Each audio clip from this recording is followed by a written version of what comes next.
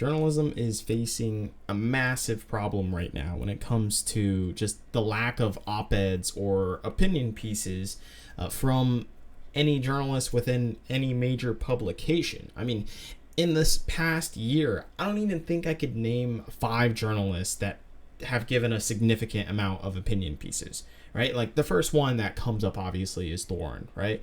Thorne's pretty significant. Okay, like that's clearly, the first person. And then you have maybe Emily? Yeah, Emily pops up too as well because she does do opinions within her analysis, right? That's a form of opinion because she's determining which teams are good, which teams are bad, which players are doing the correct things, what have you. So she's another very notable journalist within the space. And then it starts to get a little hairy once you even get past number 2, right? We've lost Kelsey, obviously, so that doesn't really count anymore.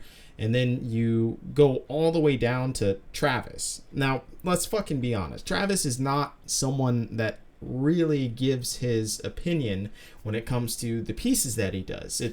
He's mostly doing interviews. He's known as an interviewer or as a content creator, more specifically, not really a journalist in the sense of doing a lot of investigative work or maybe doing op-eds. Like he's very much so this guy that tries to tell stories through other players, right? And like there's nothing wrong with that, but I can barely even put him on this list of journalists that have created op-eds because he really hasn't done a whole lot. Like he has his little series of Travis Talks, but that is very rare when he produces those types of things. And rarely, very, very, very rarely does he ever produce a written piece of content.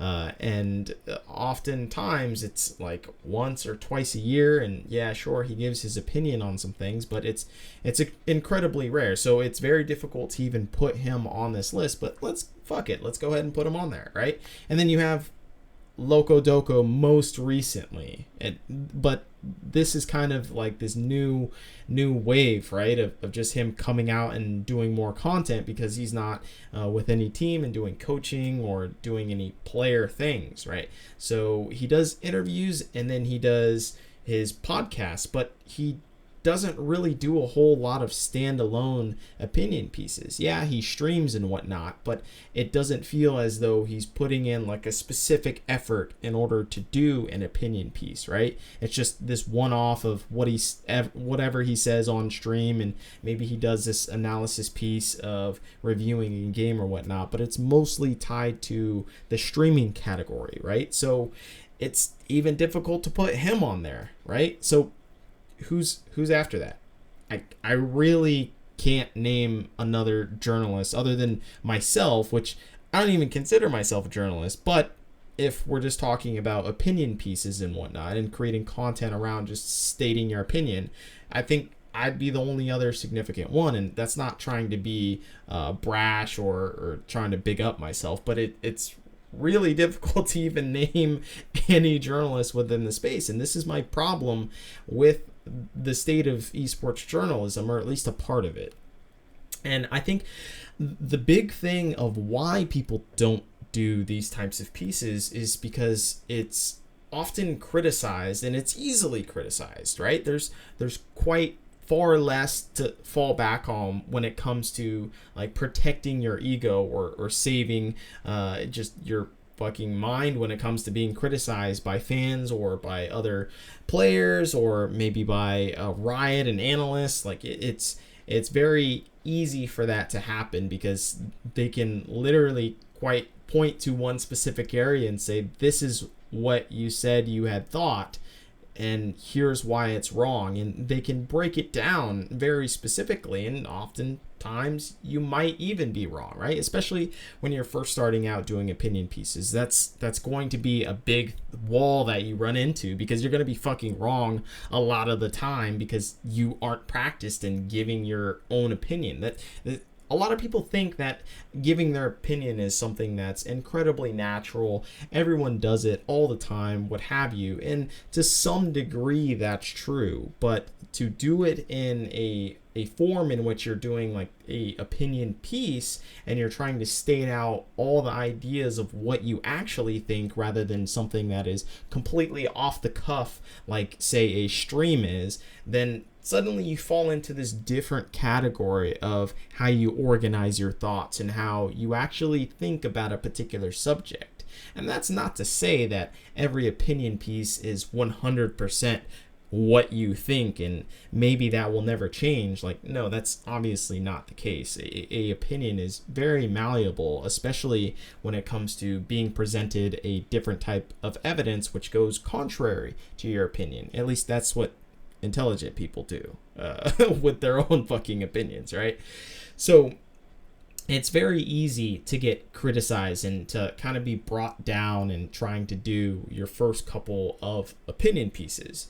And so a lot of people get stuck on the interviews. Like a lot of journalists only do interviews, or a lot of journalists only do the hardcore analysis aspect of it. And yeah, you can be wrong in that aspect, but at least it's like this abstract interpretation of your opinion and that you're relying on these game mechanics or maybe how a particular player plays. And so it's not the fact that entirely your opinion is like just this own standalone piece. It's that it's relying on this other factor of maybe how this particular player plays, and maybe you thought a different way than what a lot of other people think. And then of course there's the historical pieces, right? The pieces, like journalists like Thorne do, which it's very kind of cut and dry, and there aren't a lot of things in which you can necessarily get wrong in the kind of theoretical sense. Like, yeah, sure, you can get a part of history wrong just because you didn't do your homework, but you can always shove it to the side and just say, oh, well, I just didn't do my research as well as I should have. Like, my bad. But that's not really criticizing a part of you, right? Which is what an opinion is. Essentially, it's part of your thought, part of how you present yourself to the world as, a human with a mind that makes their own decisions, right? So then you come to the area in which I think people are presenting their opinions, more specifically with podcasts, right? Podcasts are great. I love podcasts. That's often what I do when I'm in the car in fucking traffic in Los Angeles, right? Like, I'm in the car for a long time, so I'll listen to podcasts, and they're great. It's a great way to absorb information at a time in which generally you can't absorb multiple different mediums of information, and this has kind of revolutionized how we absorb information to an extent.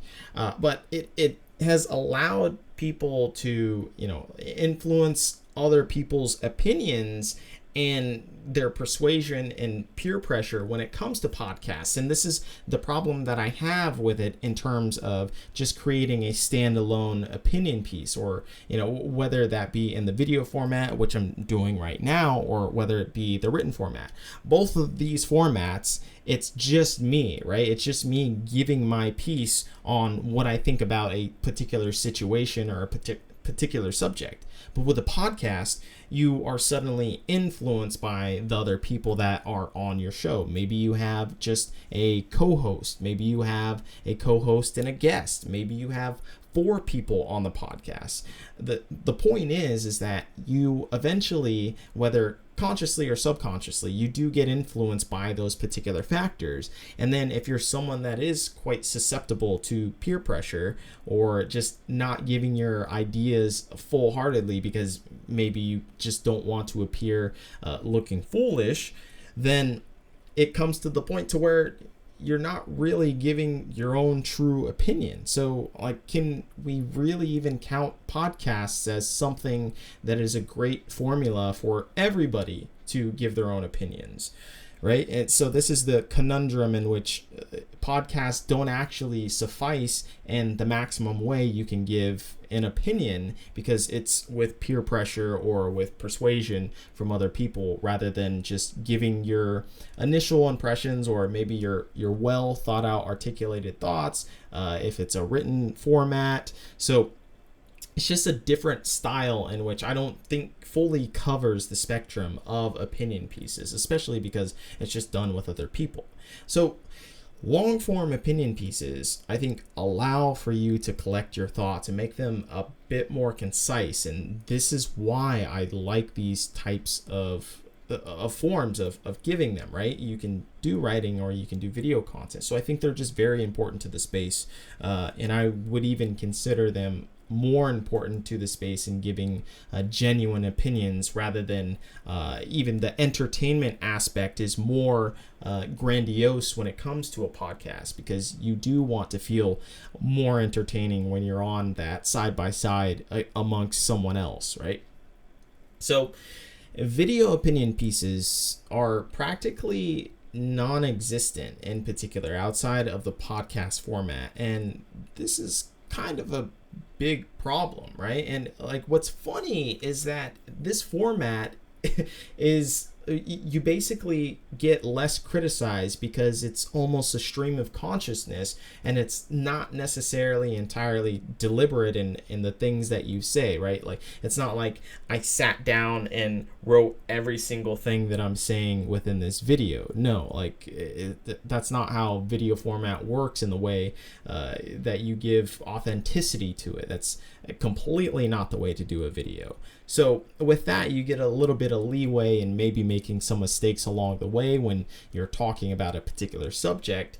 But even still, as it's more difficult for someone to listen, they also have to remember exactly what you said, right? And it's very difficult to go back and listen to what someone said. Usually they just allow the video to play. Like in a written format, they can literally Google what you said by, a copy and paste, or they just have more time and just the ease of access to stop reading what you've written down, think about it for however long that they want, and then continue reading. It's a very seamless task versus the video format is oftentimes people won't even pause the video, maybe because they're listening to it in their car, or maybe they have it in the background as they're playing a game of League. So it becomes this area in which you can actually make more mistakes and just get less criticized. So it's a great format, and I don't know why a lot of other content creators or journalists don't use this format. But with that said, there are the caveats in which, all right, yeah, it does make it a little bit more difficult, especially when you've spent a lot of time doing it, right? Like it's basically that it requires a different skill in which it doesn't necessarily fully translate from writing aspect, because you have to figure out, okay, well, how do I do tone? How do I do the freestyling sense of thought and the free-flowing thought? Or how do I do body language as well? That's something that really isn't in place in writing, right? Obviously. Or your charisma and how you just come off as a personality or as a character on video format. These are all different things which aren't necessarily within the realm of the written format. So I can see why there are some restrictions into why some journalists don't go into this medium, right? But that's not the only medium that you have to go into. And I think another problem is that there are just journalists refusing to go into this medium. I mean, Emily Rand is famously one of the journalists who just had to overcome this fear of going on to video, right? She just didn't feel comfortable talking through her ideas and kind of freestyling her thoughts. Same thing with Kelsey Moser. She also had to overcome this and just realize that maybe video format does have some qualities in which might be better in exemplifying her thoughts in like this free-flowing form, which oftentimes when you do videos too, you come to this realization of things which you had never even thought of to begin with. You go along this path which is not so binary in the sense of writing, to where you create an outline and then you end up doing like, okay, after this bold point I need to talk about the specifics of this bold point, and then go into writing and form your sentences and so on and so forth and make them flow incredibly correct, and maybe rearrange these paragraphs. There's all these different nuances to writing which make them flow in a more particular state rather than a video or speech format.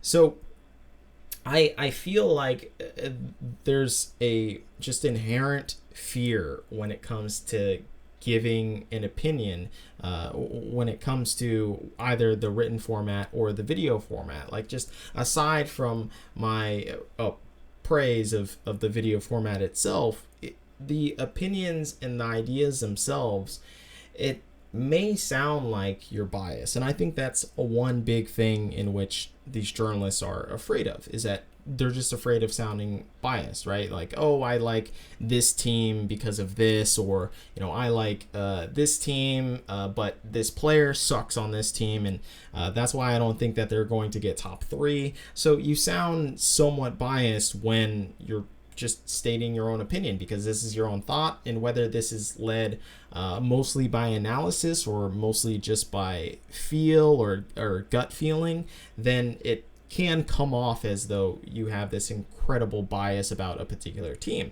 And journalists are often heralded as something in which is supposed to have no bias, which is complete fucking bullshit. Don't let anyone tell you that, because that's how we have gotten into this shitty state of journalism, is because people kept perpetuating this lie of, yeah, no, I'm unbiased, this is the news, this is correct, this is all facts. Like, sorry, but you can't take the human element out of pretty much anything that we do on this planet, right? Sorry, but everyone is human. There's going to be some human element within everything that we do, right? Like, even there's recently people talking about programming bias and shit within machines, and how there's bias based on race or ethnicity or country or nation or whatever that has been programmed into the computers because we ourselves put the programming in there. So therefore there is some implicit bias that must exist no matter what,